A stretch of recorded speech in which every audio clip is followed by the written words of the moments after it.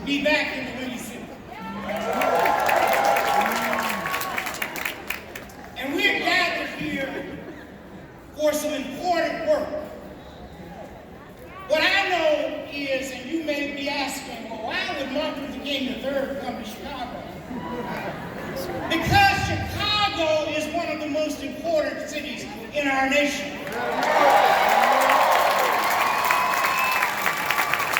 And who you select to lead this city determines what will happen for the next generation. Sometimes people run as good politicians, but it is said that the statesperson, and I want to apply something here, I'm talking about Brandon Johnson. The statesperson plans for the next generation. There are critical issues that must be decided in this city, and it takes the community to be engaged. My father used to say that one of the most important steps that we must take is that short step to the ballot box. And you happen to have an election on April 4th. April 4th will be 55 years since my father was killed. But he's going to be looking down on Chicago on Tuesday.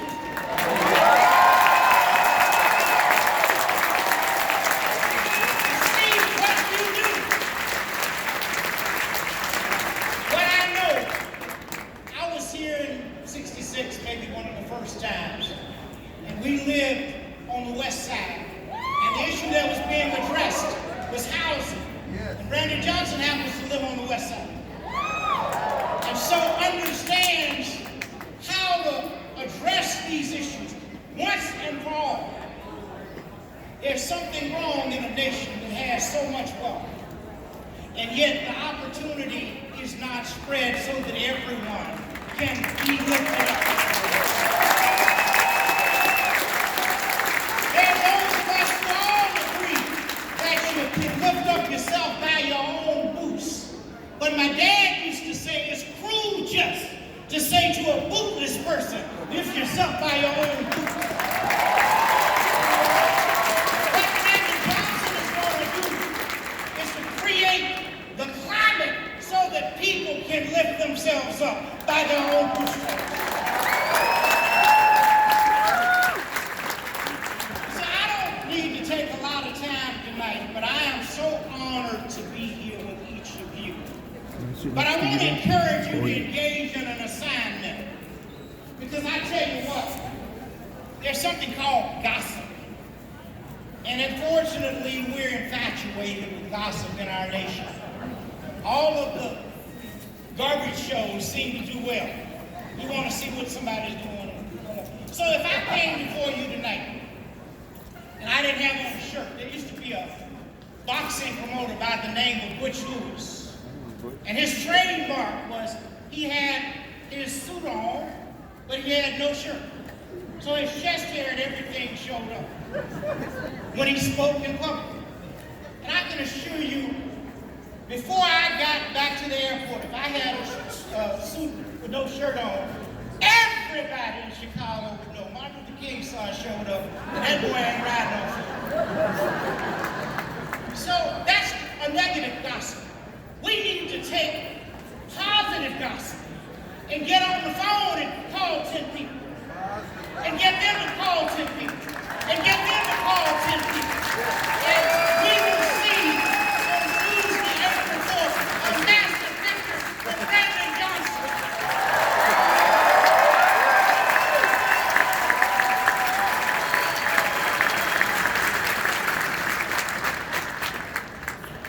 Look at what's going on around the nation. How many of us really are fulfilled? Yeah, I have a 14-year-old daughter who will be 15 shortly. And she embarrassed me recently. Because she said, you know, Dad, y'all didn't get it done. Think about this. She at 14 has fewer rights today than the day she was born on May 25th, 2008. What do I mean by that? Well, in 2013, the Voting Rights Act was eviscerated by the United States Supreme Court. Then, in 2020, our state of Georgia put provisions in place to make it harder to vote, and not a number of other states around this nation as well. And then, 2022, the Supreme Court took away women's right to choose. What kind of nation are we living in where oppression is being legislated? And the only way that changes is when young women and men participate in the process. Yes.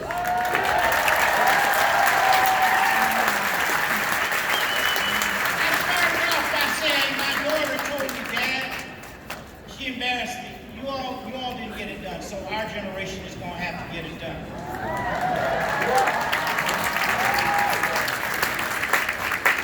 Then when we talk about the violence that exists, Dad wanted to eradicate poverty, racism, and violence from our nation. And part of the issue is we have lost civility in the political space. We see what happened nationally today. President Trump finally indicted.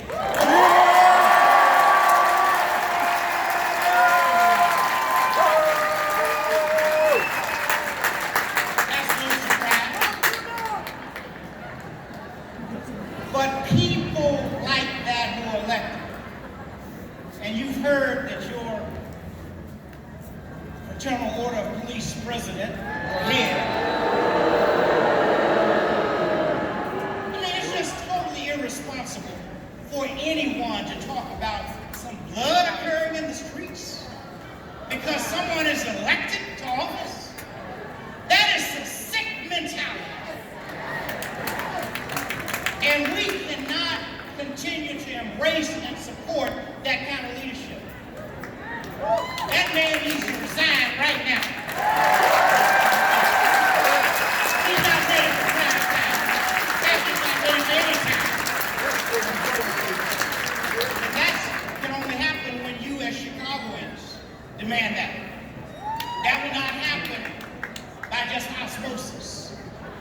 Now, the interesting thing is that we as people do have power. Dad showed us that it takes a few good women and men to bring about change. And he and his team transformed this nation, and it reverberates throughout the world. Every week, I learn about that more and more, and I see it happen. And what has to happen here is we have got to be very excited about Tuesday. Like I said, one calling another, and calling, and calling, and calling, and calling.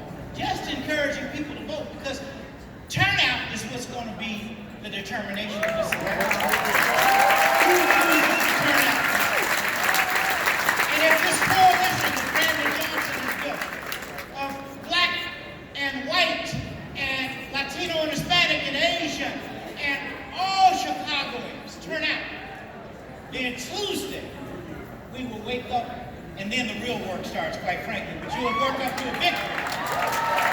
Then the real work starts.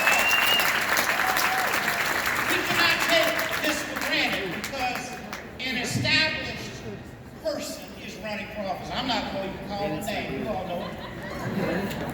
But just because the establishment has said this is the person. First of all, none of us can tell you what to do.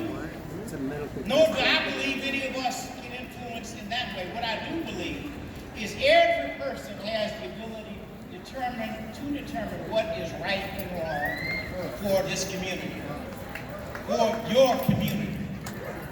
Now, I happen to believe Brandon Johnson is right and right for this community.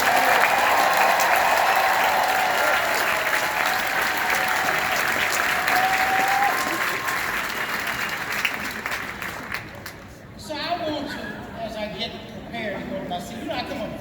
Baptist preachers, my dad, my great-grandfather, my sisters, my cousins.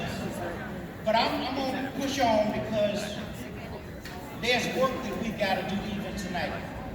As I said, when we leave here, we need to be on the phones. We need to make sure that Sunday and throughout the weekend, as Souls to the Polls is taking place, that we maximize those who are coming out to vote in this great city. And what are you going to do? I just love to come to this city.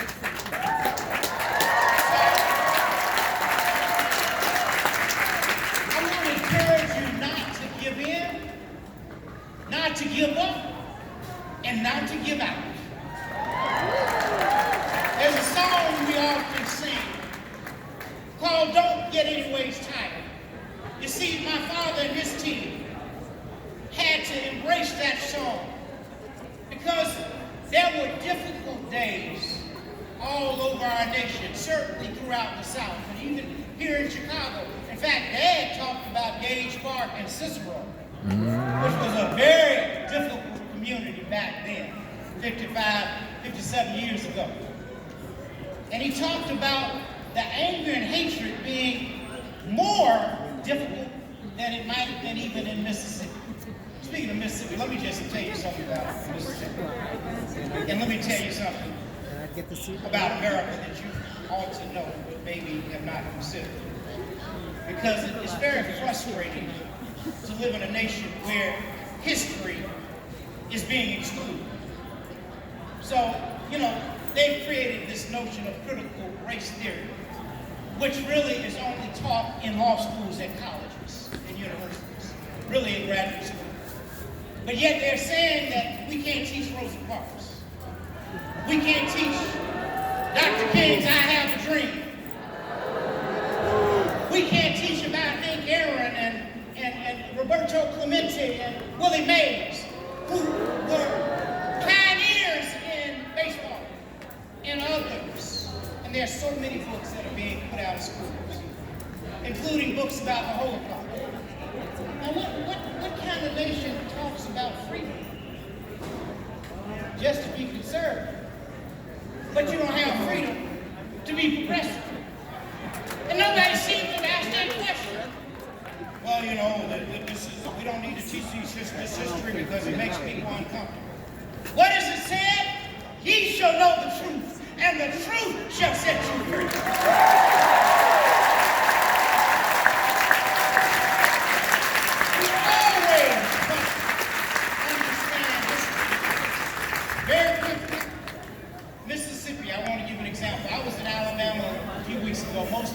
Many of the victories that my dad and his team won were in Alabama. Montgomery bus boycott in 1955.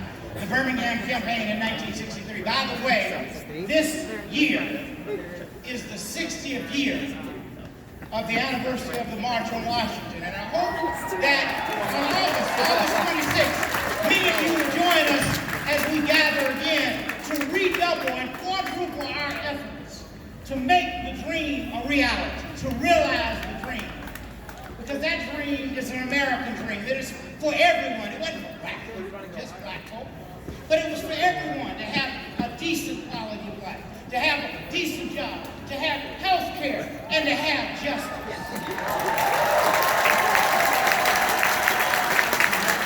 This is the 60th year of the Birmingham campaign, and the letter of the Birmingham jail that was written so eloquently while Dad was in jail in 1963.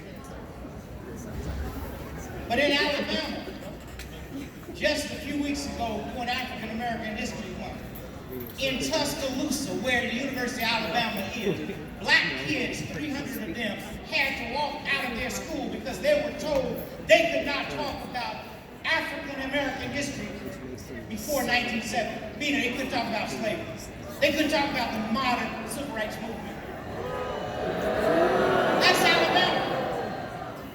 Then in Mississippi, the governor and the state legislature is creating in Hinds County, which is Jackson, Mississippi, the largest county in the state of Jackson, but also the city with more black folk, 80% than any other city in America in terms of percentages.